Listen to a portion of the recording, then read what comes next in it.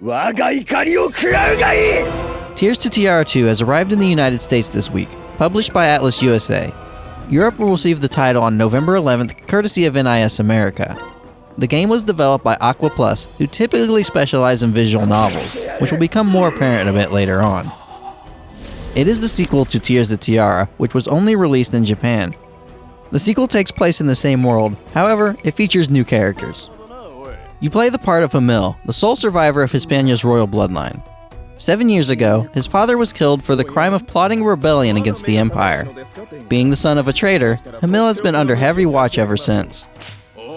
For 7 years, he has been waiting for an opportunity to destroy the Empire and gain Hispania its independence. Soon after the game begins, this moment arrives. When I say soon, what I really mean is after a few hours. The game is loaded with exposition. You can go an hour or more just reading dialogue between characters before any action starts. I say reading as the game only contains Japanese audio. Everything has voice acting to it, however, unless you understand the language, you'll be reading it all. That's not to say it's a bad thing though. If you enjoy story-heavy games, this is certainly one of them. Once the revolution is officially underway, you'll gain access to the world map. Your traveling camp has everything you'll need, including a crafting system, an item shop, and a weapon shop. If you're feeling a bit underleveled, you can also do some free battles in areas that you've already been to. Once you're ready to make your next move, the Council of War will progress the storyline forward. If you haven't already noticed, Tears to Tiara II is a strategy RPG. You'll take turns commanding your party, moving, and attacking across a grid on the battlefield, with a few additional mechanics thrown in. Every character has an element they're affiliated with. As usual, each one has a weakness and a strength against another. Located at the bottom right of the screen is the elemental cycle, where you can see which element wins over the other. The ring also indicates which element is favored at any given time. Every turn, the ring will rotate and 2 new elements will be favored. Any character with those elements will have their stats increased for that turn. Another mechanic refers to chain stocks. As you attack or take damage, you'll start to fill up these meters. For melee characters, you can use these meters to add additional hits to your attacks. Magic users can boost a spell with their chain stocks, increasing their power, range, or area of effect.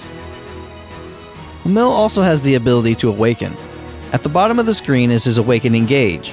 Attacking an enemy, defeating an enemy, or even when your allies get attacked will fill this gauge. Choosing to Awaken will transform Hamil into Melkart, raising all of his stats.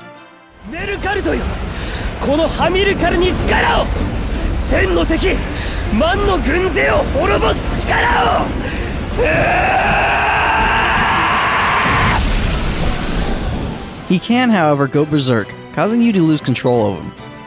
The transformation only lasts for a few turns, causing Hamil to become fatigued afterwards. This lowers every stat for 1 turn. Once you receive the elephant, you gain a few more options in battle. Riding it combines both units' HP and MP. However, once the elephant's portion of the HP drops to 0, it'll fall in battle. You'll also have access to both the rider and the elephant's techniques or spells. The elephant will also pull a chariot behind it. Each battle has a limit to the number of units that you can deploy, the rest will wait inside the chariot.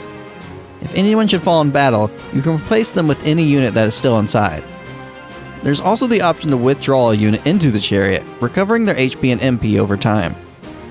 If either the elephant or the chariot fall in battle, you'll no longer have access to any of these options. Finally, if something goes horribly wrong in battle, you can rewind time up to 20 turns or to the start of the battle. You can't, however, use this to cheat the system. If an attack missed or wasn't a critical hit, when you rewind time, you'll receive the same results if you try it again. If you are a fan of visual novels or just games with a lot of story in general, I think you'll enjoy Tears to Tiara II. The combat is forgiving enough that if you make a mistake, you can just rewind time to try and fix it. There is even an easy or hard mode if you prefer to go those routes. If you're only into the tactical gameplay of a strategy RPG, there's still a lot to like. Many of the battles so far have had interesting mechanics to go along with them. One fight, you may be trying to destroy the supports on a bridge. Another might require you to move your party to a specific area or to protect NPCs from harm. There are even larger enemies in some fields to do battle with. Just be prepared to read a lot of text between battles. It is also worth noting that the game is at a somewhat cheaper price of $40 US. I would expect to see the regional equivalent when the game is released in Europe next month as well. If you have a lot of time, there's a lot to like about Tears to Tiara II. Go in knowing that you'll be playing a visual novel first, with the gameplay of a strategy RPG second. Sure, you can skip a lot of the story elements, however you'd probably be better off just playing something else in that case.